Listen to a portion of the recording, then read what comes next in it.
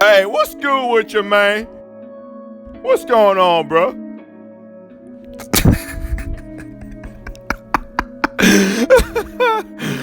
Oh, how's it going, you guys? Did you like that? That's in my spare time, I like to mess around with like impersonations of voices and things like that. That one's from like the deep south. That one's from the deep south. I also have one that's like the prototypical nerd. It's like, hey guys, how's it going, you guys? How's it going, guys? Wanna play? You guys wanna hang out sometime? Go to an internet cafe. Oh my god, I'm kind of insane right now. Hopefully that's cool. How are you guys doing, man? Hopefully good, dude. It's 2021. I know you gotta be excited about that. But yeah, man, I have some voices in the chamber for you guys. I'm trying to figure out when I should put them in, but maybe the beginning is as good as time as any, but who knows. Anyways, so today we have a video. It's a story time. It's titled, apparently this chick had a stalker. Apparently it's titled, I Had a Stalker. So that's what that is. And we're gonna watch this. I have not seen this shit before. We're gonna watch it. We're gonna see what this is all about. You know, it's had a pretty juicy title, so it's got something in there for us. So we're gonna go ahead and dive in together. But yeah, without any further ado, let's go ahead and dive in. I wish I had a good name for this person, but his name is so creative and really cool. I want so desperately to tell you what it is, but I can't. And that's really frustrating because the name is just so cool and you wouldn't even think it's a real name. Well, I mean, you'd think it's a real name, but like I could slide it through and you guys would think that it was made up. So I'm going to have to call him, there's no name that fits this person. I'm gonna have to call this person Salvador. I don't know. I need y'all's help with names, so drop some names that I can use for my storytime videos in the comment section. I met Salvador when I was like 18 years old. I had just joined this magazine crew and my ex, who I joined the magazine crew with, had spit in my face and broke up with me. So let's just start there, okay? Oh my god. Oh man, it's devastating. I guess it wasn't mutual then. Yo, have you guys ever spit on somebody before, man? Because I have. It felt great. I felt so empowered. I'm just kidding. I'm just kidding. I am just kidding. I've never fucking spat on anybody. That's such a terrible thing to do. Like that's like one of those things I'll never do, you know, just because it's just so thoughtless like to do. I'm always floored whenever I hear about people who have done that. You know, I don't know if I've ever seen it happen really, but like I hear about it just in various places. It's like, damn, dude, like how does that even happen? Washed my face, was crying, and decided to go to the manager's office to quit. Because I'm done. F this, I don't need this, like I'm done. My boss, who I love and respect to this day, great guy, he gave me some of the best advice I've ever received, and that is, do you wanna go home? And I'm like, yeah. And he's like, you wanna go home to your little town, broke, single, crying? That's a bad story. The success was the best revenge. Why go home broke, crying over this guy when you could stay here, live it up, make a bunch of money, get promoted? I was in fact promoted 2 weeks later as QB or Queen Bitch. This is my QB or Queen Bitch tattoo, and these are my crew numbers 022. Salvador was a manager from Romania. So when I tell you he had the best voice ever, I mean that. I loved his accent and he was really nice to me. And at that time, I just needed somebody that was nice to me because, oh my God, my ex just spit in my face and left me here with a bunch of freaking strangers, and now I'm just traveling the country with strangers. And so I started dating Salvador. I want to be very clear here. This is a very casual relationship to me. I did not think like, this is my boyfriend. That was not how I went into it. as. I was very upfront and honest that I did not want to be in a relationship, that's not me. I just got out of a long relationship. I still love Randy. That's my Randy, but you know that you know, okay? So my idea here was be upfront about your feelings, be honest, and he'll understand that. This is casual. I'm not gonna sleep with anyone else. It'd be cool if you didn't sleep with anyone else. We can just, you know what I mean? But I also don't want to be in a relationship. This is 18-year-old me, and that made perfect sense to me at the time. Like, don't sleep with anyone. I don't sleep with anyone else.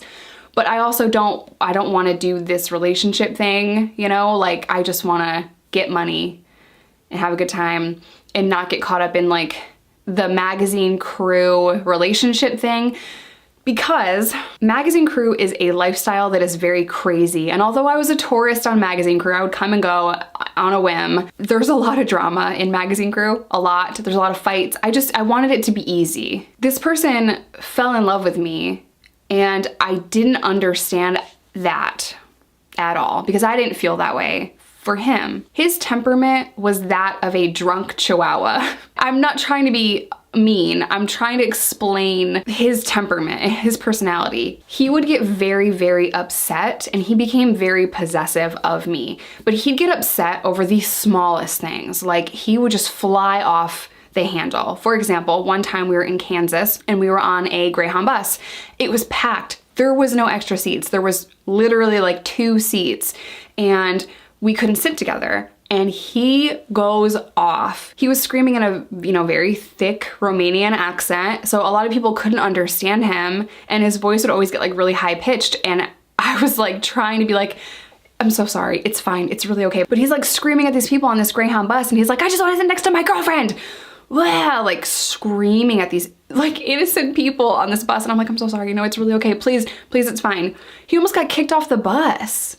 I'm just like, I'm so sorry. Like I'm trying to apologize to everyone, but that's just how he acted all the time. I didn't know how to break up with Salvador because I wanted to avoid that, like the chaos and the scene that he would make. Yo, so she raises a good point. Dating where you work, man. Some people use a very beautiful euphemism of shitting where you eat. I don't understand how that's a saying, but it's a saying. Dating the girl where you work, you do it or do you not do it. I'm a firm proponent of not doing that just because when shit goes left and if it doesn't work out, it makes the whole process of going to work that much harder. Because you have to go to work and you're gonna run into her at some point during the day, I'm sure. And if it was a particularly bad breakup, then all of your business is all over your fucking job, bro. You have to deal with that bullshit all day long. Oh my God, you can't ever escape it. And then you're looking for a new job. You have to change everything around. You have to get a new commute, new job, this whole production, just because of the relationship. And I've never been a fan of that. That's actually a going rule of mine, is that is not something that I do. Because there's always that risk of like your whole comfortable life being detonated just because you just had to have your little fling with Melissa, who works in the accounts receivable office. Hot young thing. She just started working there. You just had to see what was good with her slim, thick ass. Okay? You had to, okay. You couldn't leave it alone. Couldn't let the situation just run its course some other way. You had to go in there and investigate. And look what you did. Now where are you? Your whole office hates your guts and you have to look for a new job. Just because she put her spin on the whole situation, the whole story, made you look like the bad guy. And the only reason she was able to do that is because she turned out to be a gossip, and you're not a gossip. You're lying in the cut, trying to do your thing, and she told everybody that you're a raging douchebag. What happened? It was all over in a blink of an eye. Okay? Worst case scenario, but I'm just saying. I'm really, really lazy, so I'm not about to change jobs just because a relationship didn't work out. But some people do it. Some people do it and don't give a fuck. And it was just really hard. It went on longer than it should have because I didn't have the balls to tell him like, dude, you're too much for me. Like, I thought this was gonna be like chill and like easy, and this is just too much for me. Also, I was 18 years old. I did not have the conflict resolution maturity that I needed at the time, you know? So my conflict resolution was to just leave. You know, if things got hard, I ran, or if I wanted to dump a guy, I just, you know, left and didn't call them anymore or see them anymore. Moving on. My maturity level was pretty low because I was 18. I'm now 31. I handle things differently. One night I told him, I'm good on this. I don't feel the same way that you feel about me. I'm sorry. I don't want to do this anymore. And I went to hang out and smoke an L with my friends in this room. It was me and like... What's an L? I don't know what that is. I'm not a cool kid. No one ever offered me an L, so I don't know what that means. I guess I'll look it up on Urban Dictionary. 4 other people in this room smoking an L. And he was in the hallway crying, and I was like, I have to stay in here now. Like, I can't even go back to my own room because I'm gonna get in this huge dramatic scene. And it was actually an indoor hotel. On Magazine Crew, we stayed in a lot of outdoor hotels. This was an indoor hotel, and I knew that like, if he starts screaming and yelling, it's gonna be this whole big thing, and like, I don't know how to handle it, nor could I handle it at that time. But I decided to just suck it up, just go back to my room, and I had to walk past him crying in the hallway. And then I thought an hour had went by. I'm like, surely he's not still in the hallway. And then I went back into the hallway and he's playing guitar with someone else, crying and singing a song about me dumping him and being... Oh no. Oh man. Bro, I'm not laughing at this person's heartbreak, okay? I'm just saying. Can you imagine like the scene? This person, this lady fucking like walking like through like the hotel hallway, and then there's like the person you just dumped, and they're like fucking sobbing, weeping, sad. And you walk by them like one way, let's say you're leaving to go somewhere, then you go and then you come back an hour later, and they now have a guitar and they're playing a song, still weeping and sobbing. That is so tragic. That is so tragic, bro. That's so dude, you devastated his whole world. Oh my god. Oh my god. I'm sorry, I'm not laughing at like I'm not laughing that his heart is broken. I'm just laughing at how he's handling it, which is terribly. A piece of shit. And I'm like, no way is this still happening. Well, I ended up quitting for the first time not long after that, and I went back to my hometown, and my hometown is in New York. It is an Ewok village. You don't go there as a tourist. No one goes there. Like, it's not a place that you go visit unless you know somebody from there. And he followed me from Colorado to my little Ewok village in upstate New York. Dealing with him on the day-to-day was very, very difficult on the crew, on the magazine crew. He was hostile and a lot to handle. He was a lot. When I went back, I thought I was like free of this situation because I left the crew and now I'm back in my hometown and like I'm safe here. I don't have to deal with him following me, calling me, coming to my room. Like it was just a lot for an 18-year-old to deal with. So I'm back in my hometown, and one day my mom calls me and she goes, do you know somebody by the name of not Salvador? And I'm like, what? And she goes, there's a guy looking for you. His name is Salvador.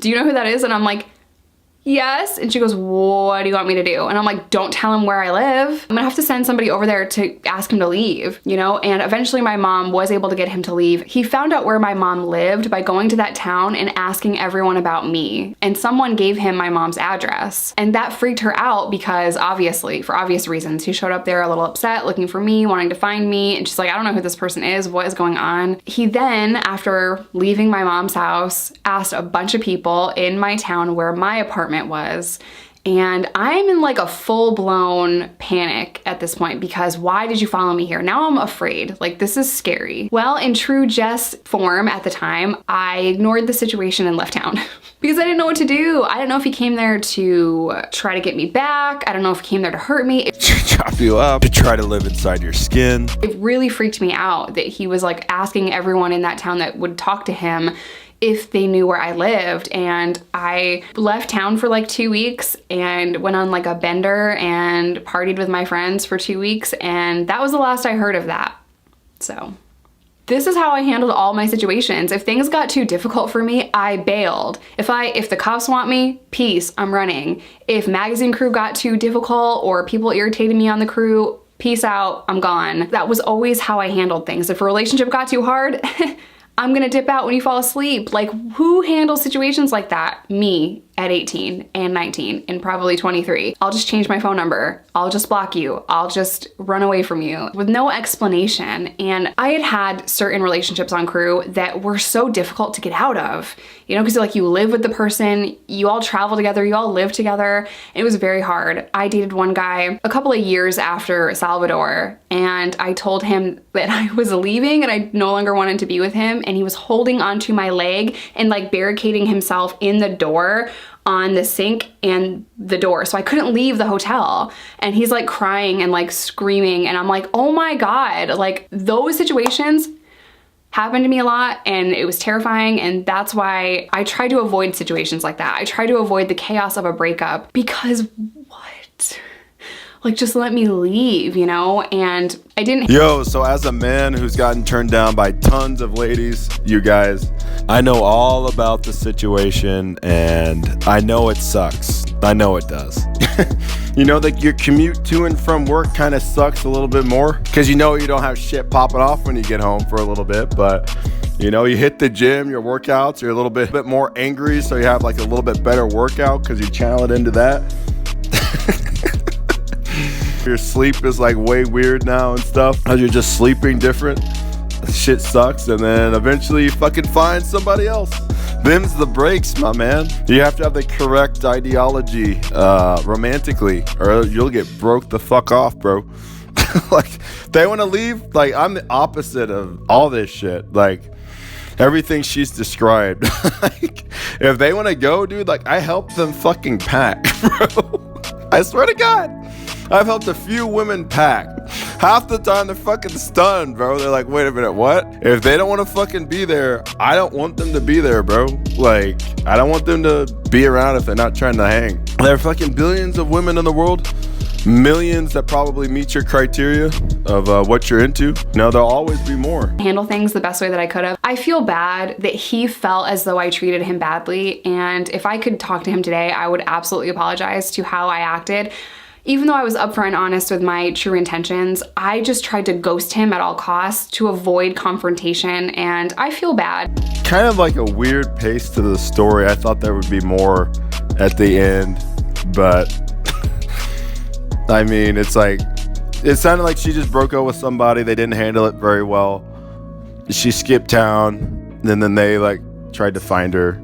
So it wasn't really a stalker. It was more like an ex-boyfriend who couldn't let go, which isn't, I thought it would be like a stranger stalker or some shit, which is typically the stalker thing. A little anticlimactic, but shit, man. That's it for the video today, though, man. If you happen to like the video, go ahead, give it a like, comment, subscribe for more videos like this. I try to post 3 times per week, Monday, Wednesday, and Friday.